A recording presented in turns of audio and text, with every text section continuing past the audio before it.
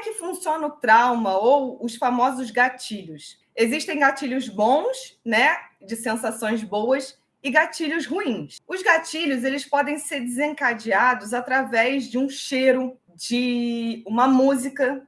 Então, o que acontece? A gente, lá atrás, gravou uma informação no cérebro e alguma coisa no presente aciona essa lembrança sem a gente se dar conta disso e a gente abre uma gavetinha. Então, eu vou trazer um exemplo para ficar mais claro. Quando eu era mais nova, a minha mãe vivia me esquecendo na escola.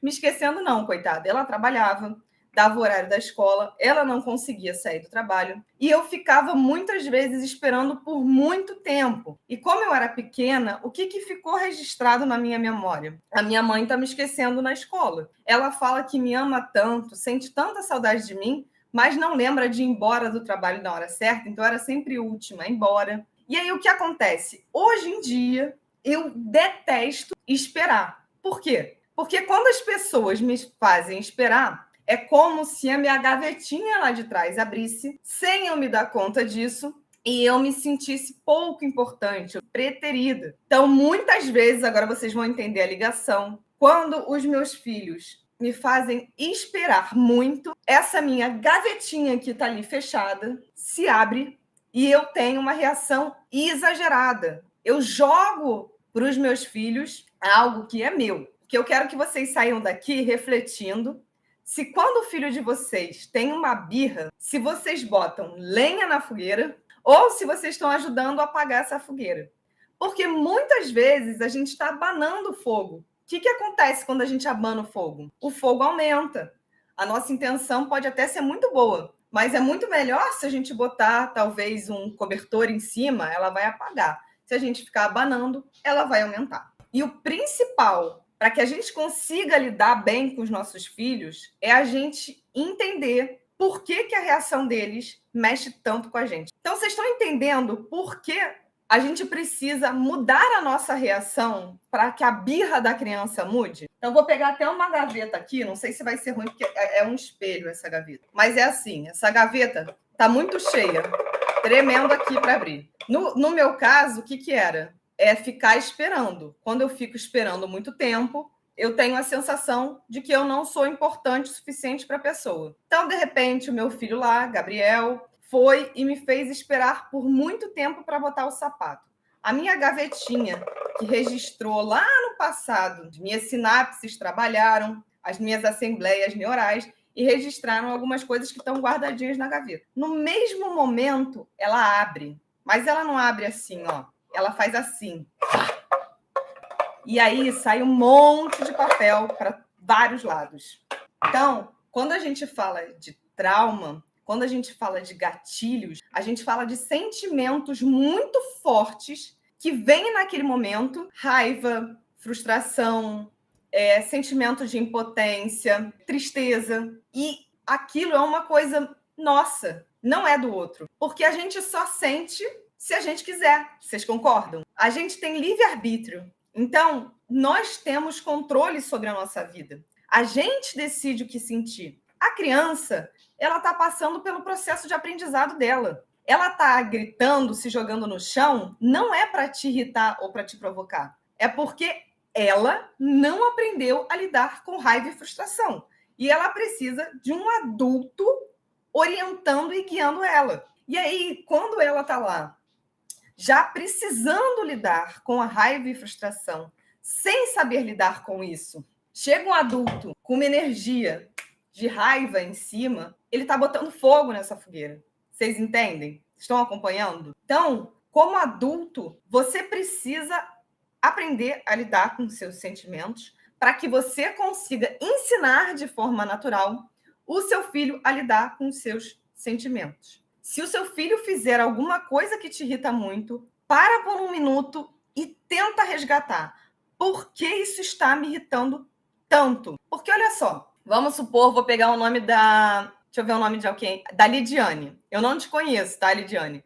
Mas vamos supor que a Lidiane seja muito alta, muito alta. Eu chego na rua e viro lá para ela e falo assim: ai, você é uma baixinha, você nunca vai jogar basquete na vida. você nunca vai ter oportunidade de alcançar as coisas fáceis. Isso vai afetar a Lidiane? Não vai afetar. Agora, se eu virar para ela e falar assim, Lidiane, você parece uma girafa, isso vai afetar a Lidiane?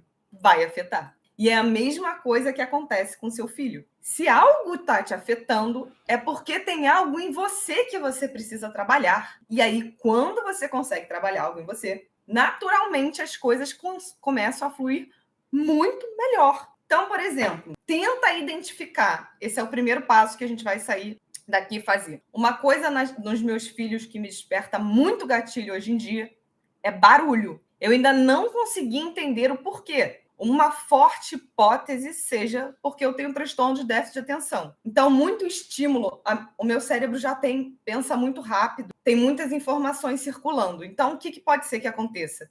Quando chega muito barulho, é como se ele desse um bug. Perigo, perigo, perigo. Pode ser que seja isso, ou pode ser que seja até um outro trauma que eu passei. Alguma outra coisa relacionada com barulho. Mas o importante aqui é eu saber que isso é meu. Então, quando os meus filhos estão felizes, gritando e brincando na sala, eu tento parar por 1 minuto e pensar: isso é meu. Eu não vou sair gritando com eles, ou segurando a mão deles, ou impondo alguma coisa para eles, porque eu me irrito com barulho. Quando está demais, eu chego para eles com calma. Primeiro eu penso, Giovana, barulho te incomoda, mas tá tudo bem. Tá tudo bem. E aí, quando eu consigo entender que tá tudo bem, eu chego para eles e falo: filho, nesse ambiente a gente precisa falar baixo. Como é que eu vou falar para eles que é para eles falarem baixo assim, ó? Aqui não pode gritar, não! Que loucura, né, gente? Às vezes a gente, vocês falam, eu sei que eu tô trabalhando com muitas coisas emocionais. Então, às vezes vocês falam assim para mim: você tá falando, eu me sinto criticado. Eu vou repetir isso diversas vezes no meu conteúdo. Não é uma crítica a ninguém. Aqui eu gosto de trazer reflexões, gosto de fazer provocações para que vocês consigam absorver e transformar o dia a dia. Se eu só ficar aqui para vocês, parabéns, está tudo certo, legal o que você está fazendo, não dá, né? Então, tudo que eu estou falando aqui é para que a gente reflita. Como eu tenho papel profissional, que é como eu falo com vocês, mas eu também sou mãe. Eu não sou perfeita. Eu também me descontrolo. Há 3 anos atrás, as crianças gritavam e eu me descontrolava. E eu parei para tentar entender. E, aos poucos, cada dia mais, eu consigo transformar isso no meu dia a dia. Vocês acham que o problema é só com as crianças? Não é. Então, quando vocês forem colocar em prática esse pedido que eu estou fazendo para vocês, pense ou ao longo do dia de vocês, se isso incomoda vocês. No meu caso, barulho. Barulho me incomoda. Num salão de beleza, tem gente que não liga. Eu odeio cortar cabelo num salão de beleza. Se alguém pedir para fazer escova no meu cabelo, eu detesto. Vocês veem que eu tô de cabelo molhado. Eu detesto secar cabelo, porque barulho me incomoda. Não é uma coisa com os meus filhos. Barulho, em geral, me incomoda. Então, além da ferramenta de tentar com que aquilo não desperte algo em mim, para que eu não me descontrole, eu não seja tomada pelos meus sentimentos, pelo meu sentimento de raiva, frustração.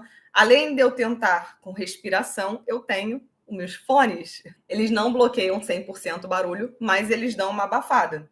Então, numa situação onde esteja muito barulho, eu comprei isso aqui para ter comigo. É uma coisa até que autista, alguns graus de autismo, a pessoa usa fone para abafar som, que é uma forma, uma ferramenta que ela encontra no dia a dia dela.